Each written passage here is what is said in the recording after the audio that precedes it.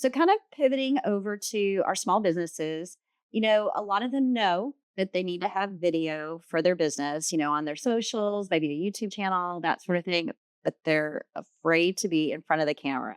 Yeah. Any advice that you might have for them? Ev-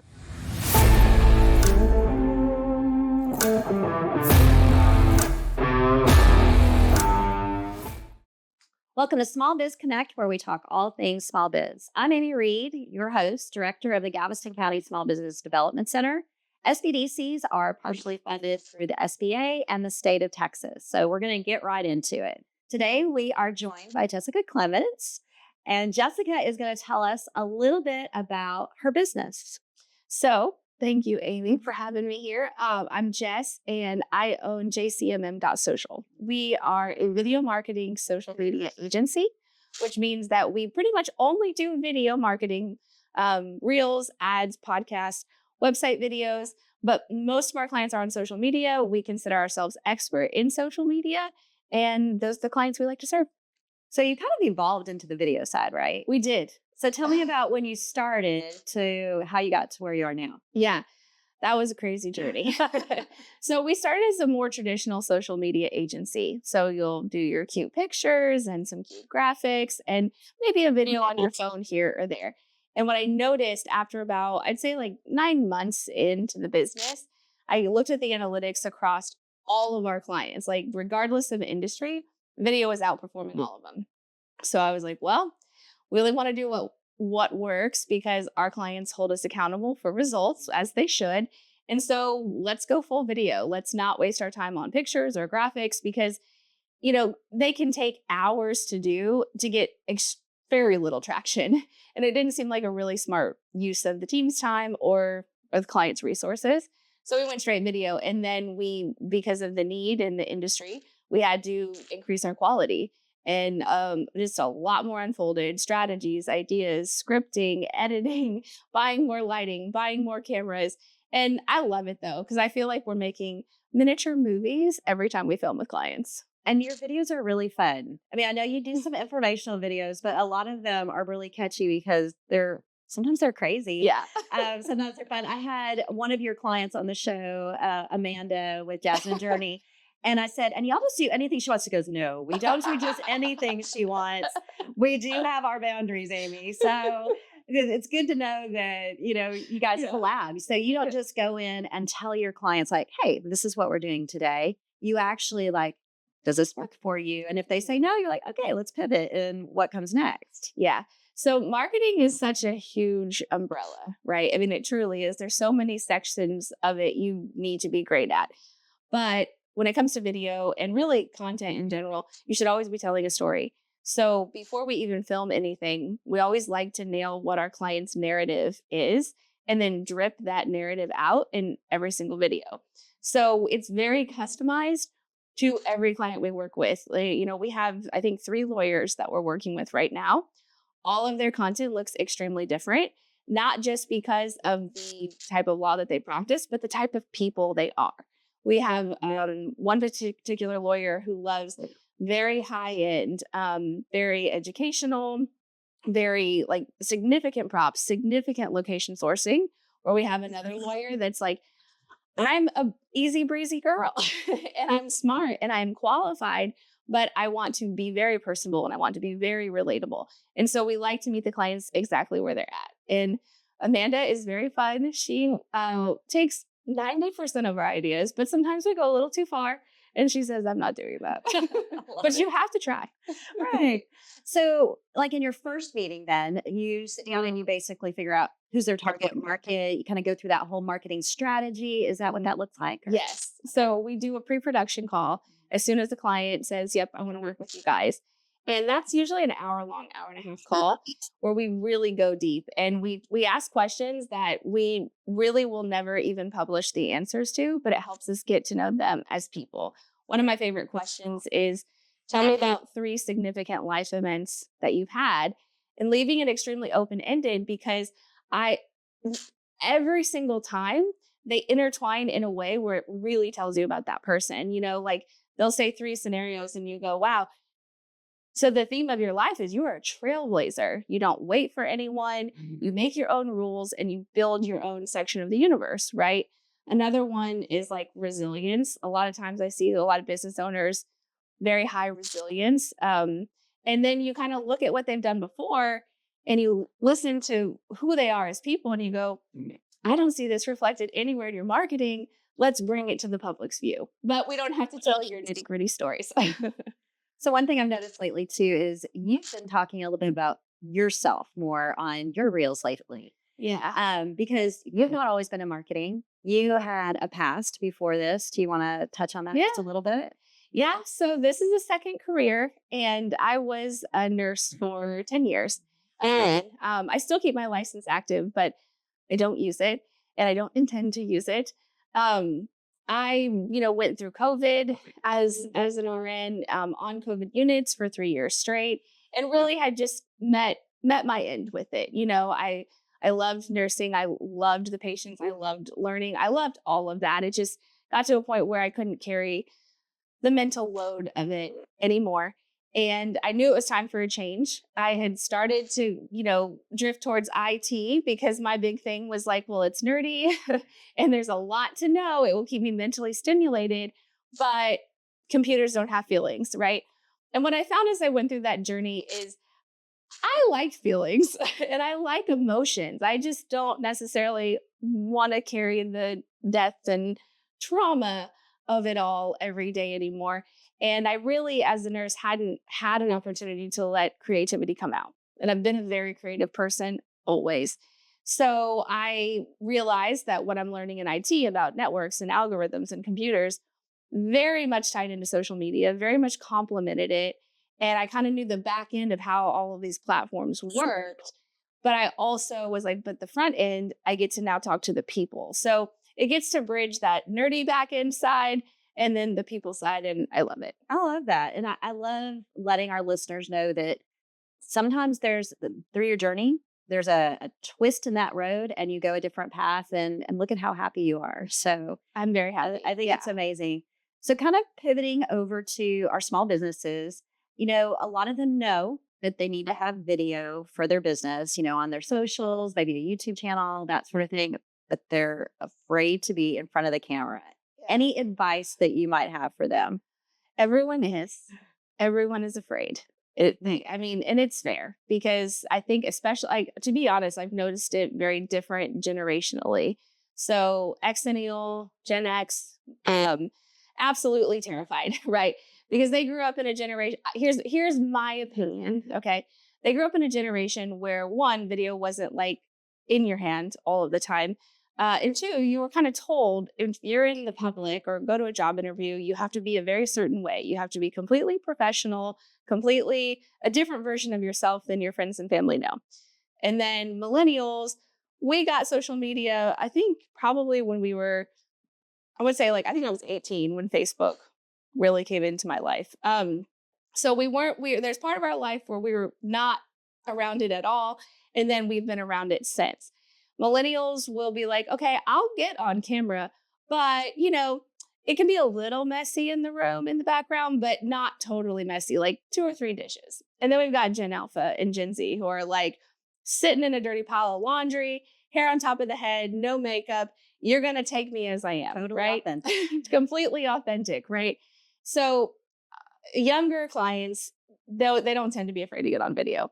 But, millennial, Gen X takes a little bit of coaxing and it's hard, but it's one of those things where we're all business owners and you do what you have to do to get your business to succeed. And sometimes those things are uncomfortable. And this is what is working now. And so do you have to do it? No. But will you get further faster by doing it? Yeah. I think most of the time those things are uncomfortable. The things that you need to do, whether it's video or something else, it's uncomfortable. Yeah. So if you were to say, someone maybe only has a smartphone and they're trying to do some video and that sort of thing, where should they start? Yeah, they should just start making videos, honestly. I always say, I know this is not what you're supposed to say, but it's reality, right?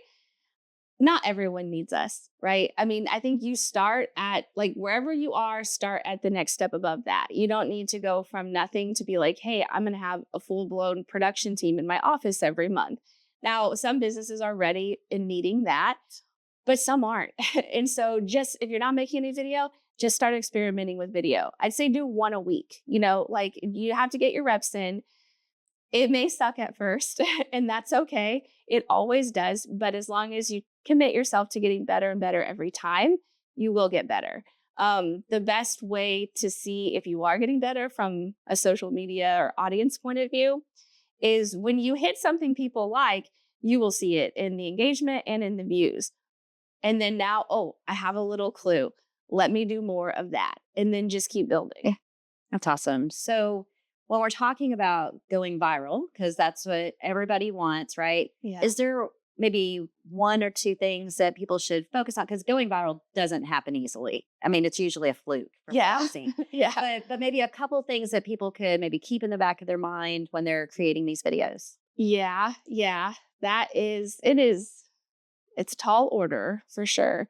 A lot of times people go viral, like you said, on a fluke or just an insane story. I mean, a truly insane story. I honestly don't, I know I'm probably going to get hate for this, but I don't think virality is like a sustainable business strategy, to be honest.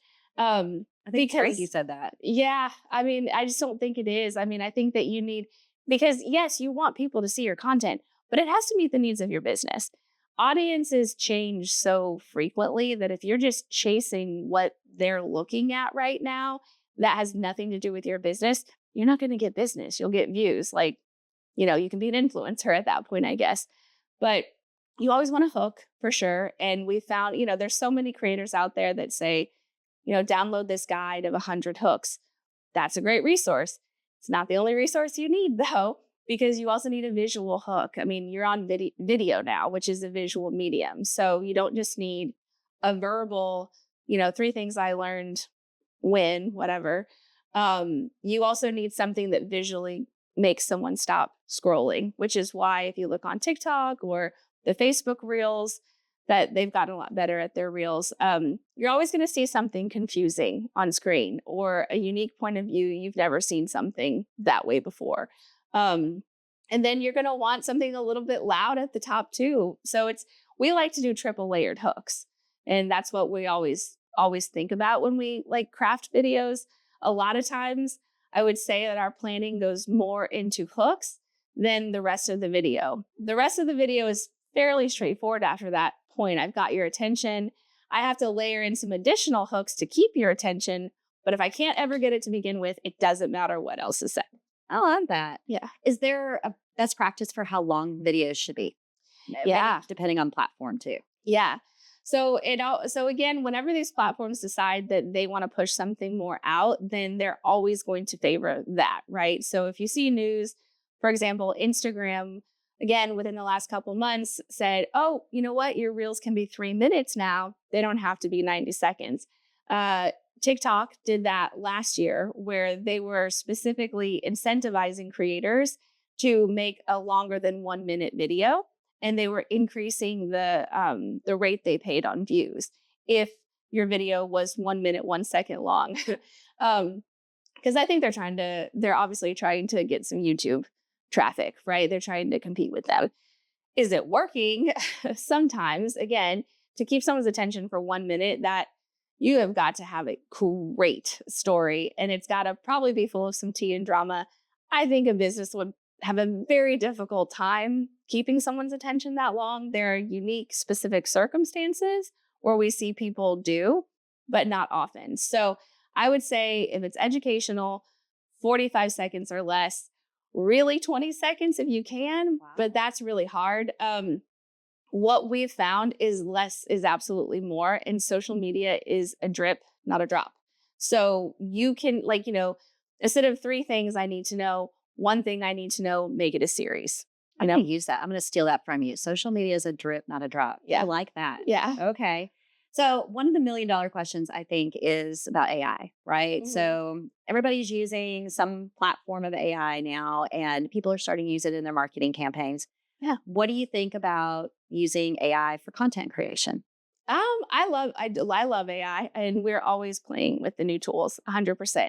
Because I mean, reality from a business owner perspective, you can do more with less. And it's not a reason to get rid of a role. I mean, if you're a small business, you can't get rid of a role, but I can decompress some of my people so I can have their area of genius really focused on what it is, right? And that's what I want. That's what I'm paying for. I'm not paying for you to respond to emails or whatnot. As far as content creation goes, you have to feed the AI. So you have to be in fully control of the AI. If you go to the AI and you say, what should I talk about? Well, you're going to get some really generic stuff. But if you go to the AI then and say, hey, I really want to make a reel for small business owners. I'm thinking a series about the first three things they need to do when hiring an accountant, or not even hiring, interviewing for an accountant. And so then you're like, please give me 3 separate video ideas because I only want 1 tip per video.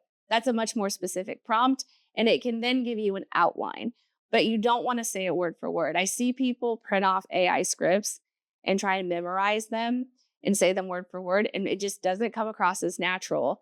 And I see videos now on my feed that I listen to, and I'm like, yeah, that's an AI script. And I can hear it. Yeah. Right? Just like you can see it in writing, you can hear it in speaking. And you can see it in those headshots and everything else. I think a lot of us are really able to point out that AI now, but it does save a lot of time. One question a lot of clients ask us, so I'll ask you to answer it for our listeners, is, can I just copy and paste from AI and put it in my social platforms? Hate that. No, I hate it so much. I see it everywhere. Same, girl. I hate it. One thing I've talked about, like, especially when we have a new team member come in, I put a lot of focus and training on good AI versus bad AI, because it's a non-negotiable piece now. And it, again, can be really helpful. But I like to train people, absolutely never. This is the no-fly list of words. If you get this word in one of your outputs, you have got to change it. The M dashes, can't stand them. Can't stand them. So, and then, I mean, even, we get slip ups. Every business does, right? So I had seen a post, and thank goodness it was not on the client's strongest platform. Every client will have one very strong platform, and then you repost to the other platforms, but you don't expect them to do as well. You're just kind of maintaining. Anyway, thank God it was not on their strongest platform. And I took a screenshot and I sent it to the team. I said, who wrote this? And, someone told me, and I said, okay, did you run this by someone before you published it? And then they said, oh, well, no, not really. And I said, okay, did you use the resources we created for you? No, I just used my ChatGPT. And that's the problem. Lesson learned. But I saw it from a mile away. And so do not copy paste. Like, you can't trust AI more than you trust yourself. And if AI is controlling you and your actions, and you're going, well, AI said it, so it must be great, we've got a major red flag problem. Yeah. We all know not to trust AI. Yeah. Right. I mean, it gives you some great output, but you have to focus. I mean, you have to double check everything. Right. So it's like your arm, I'm not trusting my arm to lead my life, but it absolutely fundamentally assists me every single day. Right. But I'm in control of this thing. Right. I think that's a great way to put that. So, a lot of our small businesses, they don't have the budgets to hire like an agency and that sort of thing. And they're very limited on their marketing budgets. Actually, unfortunately, most of the time, if small businesses need to cut something, they almost always cut their marketing budget, which we know is not really the right thing to do, but they do. Yeah. So knowing they have a limited budget, what is maybe like one thing that they could focus on with a limited budget? Yeah. I mean, stack your deck. I think that social media is a non-negotiable piece nowadays. You have to be where the people are. And it can be a fairly low level entry price. It just puts some resources on it. So if you have an assistant, if you're a solopreneur, then you're going to have to figure out how to do all the things, which you kind of are anyway. But if you have an assistant or a small team, make that someone's job description. And hey, it may not be amazing or viral, but it will be a presence. And so right now, what we see with consumer behavior is that they want to do their own research before they pick up the phone. I'm not going to waste my time and call 7 places when I can research them online first and pick 3 to call, right? So they're going to look at your website. They're absolutely going to look for your social media, and then they might call you. If you don't have anything, they're going to call your competitors because they do have it, and they can get some idea of who they are as people or as a business or as a service to see if they're going to meet their needs. I love that. Yeah. So I recently had a client who sent me a video, wanted me to take a look at it, and it was created in AI. And it was, it had the AI voice and AI stock images, and it moved and that sort of thing. What do you think about those types of videos? Yeah, that's a great question. So when those types of videos first came out, I would say, I think in May, they really started to hit the feed where the average person could create an AI generated video. And they were getting a lot of views and they were getting a lot of engagement. I knew from a video perspective that they weren't good, right? And that audiences wouldn't love it for a long time. I think that they loved the newness of it because they hadn't seen it before. But now when you go look at those, they don't get the views and they don't get the engagement because at the end of the day, I don't know why I really want to watch that. It doesn't tell me anything. Authentic, right? Yeah. I agree with you. I think the newness in the beginning kind of had everybody kind of trending up a little bit. But I think now, just like we were kind of talking about some other, you can tell in the content, you're like, oh, that's AI. Yeah. You know, We had some clients, send us some examples and want to play with it. And, obviously we always want to make our clients happy. But I also just said, I kind of told the team, I was like, we can take a couple steps down that road, but until I see this be sustainable in this space, like the social media space, we're not going to put significant time and resources on it because I think it's going to flame out. I could be wrong. I'm wrong all the time about stuff, but I watched it kind of flame out. So we'll see if it gets better.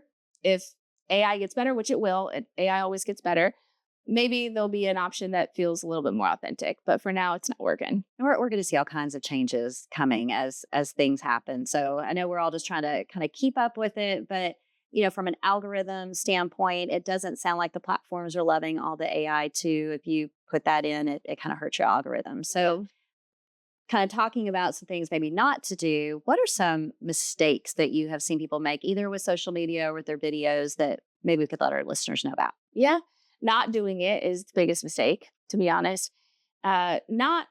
Listen, a small business, especially, like you just have rapid evolvement because you have to, right? Especially as you start to find things that work, you just have to go in that direction.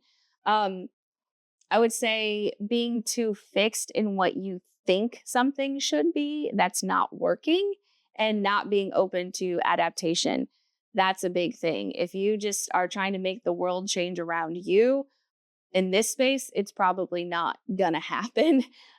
You have to adapt to audiences and you have to know your audience. It's really not about you. It is all about them. They have no obligation to pay attention to you.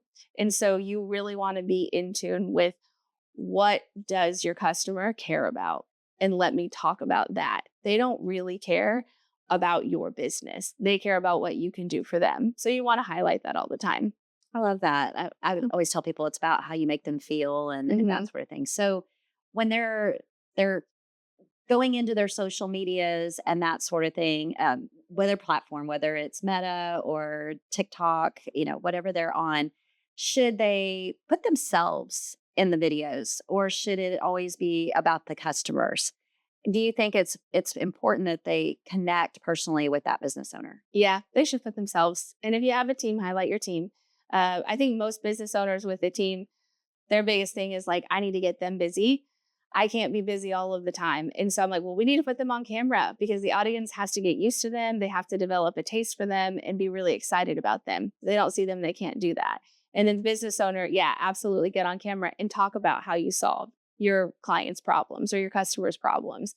A great place to start, frequently asked questions, put those on camera and just do one at a time. Great. So everything that you hear over and over every single day, that needs to be a video, and it should not be all the questions in one video. It should be one question per video. I love that. I think that's Yeah. a really good tip. I'm going to steal all your stuff. Steal it. Girl, steal it. So let's pivot again and kind of go back to you as a small business. Tell me about some of maybe the challenges that you've had. Yeah. It's so funny. So way back at the beginning, I remember a great business lawyer. I love him. He's amazing. Scott Dayton. Okay. Call Scott Dayton for any business lawyer needs. I remember having lunch with him, and he made a comment like, well, just make sure you don't grow too quickly. And at the time, my naiveness, I was like, well, what could be wrong with that? That's what I want. I want business. I want customers, right? I want clients. Yeah. And then I have thought about that comment so many times since then, because I'm like, this is what he was talking about. Scaling has been so hard. And then because not only are you trying to grow, we're trying to grow with the quality of our service, the quality of our team, and just the quality of everything. So we're always refining systems, and we're always trying to get better. And in a lot of ways, we're building things from nothing while also not wanting to turn away business. And then you hit capacity limits and you go, oh my gosh, okay, we have to grow.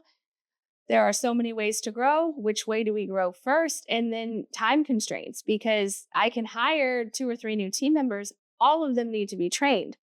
How do I refine my systems while I train new team members? They can't not be trained. Scaling has been the biggest challenge. I think you guys are doing a really good job, though. You have a good team. And when we met last time, you had a great plan. So I guess that leads into what's it like working with the SBDC? Awesome. Awesome and a lifesaver, for real. I remember our first call, and I took so many notes. Like I still have them saved, and I think I had like 5 pages of notes because you were just downloading all this information to me that I didn't know. I mean, obviously we're a marketing company. We love that. I think we're pretty good at that. Yeah. But the business side, total fish out of water, for real. And just trying to soak in every possible resource I can afford or find. And the SBDC has been absolutely wonderful for that. And just actually knowing you as a person and getting to have you just around in orbit all the time and getting to refer you has been awesome, just because you are local. You're not someone I buy a course from or someone I see one time. Like, I get to see Amy all the time, and it's amazing. That's awesome. Thank you for that. Yeah. So talking about, being in orbit and kind of that entrepreneurial ecosystem that we have in our community, talk to me about some of your collaborations you have with maybe other resources or other small businesses where you guys have built like a referral system and that type of thing. Yeah. So networking is huge. And I've found that as we grow, I have to be a lot more strategic about my networking, just because it's time, And I will say, if we're name dropping, can I? Yeah, Okay. absolutely. BNI has been really great for me, just because it's very consistent. It's always the same day of the week at the same time. And I actually feel like I can settle in and get to know the people in that group as people. It's not someone I meet at a one-time event and I have to go 3 months later, oh my gosh, I met a lady who, where's her card? What did she do again? That's a lot more difficult. Like, you can want to support someone and want to help someone, but if they're not around consistently, for me, it can be really hard to remember them to refer. So that is huge. Networking is huge. And then as far as collabing with other businesses, that's also why I like networking, because especially when you have a lot of local clients, which we do, that's our thing. You help each other. So when you can tag someone else in a post or collab them in a post, then you expose each other to new audiences. And then also it can increase viewership. Yeah, I love that. So one final question. Tell our listeners how they can connect with you. Yeah. So you can find me at jcmm.social. I said that fast. jcmm.social. That's our name, and that's where you find us. So at jcmm for Insta, Facebook, our website, and our website is not a .com. That tends to trip a lot of people up. It's just jcmm.social. And my email is the same. No .com, Jess at JCMM. We'll have all that in the content as well, so people can reach out and contact you. Links are easier. Yeah. We'll just click here, click here. So to our listeners, thanks for tuning in today to Small Biz Connect, where small biz meets big ideas. And make sure that you subscribe to all of our platforms and keep up with what we have going on. Until next time.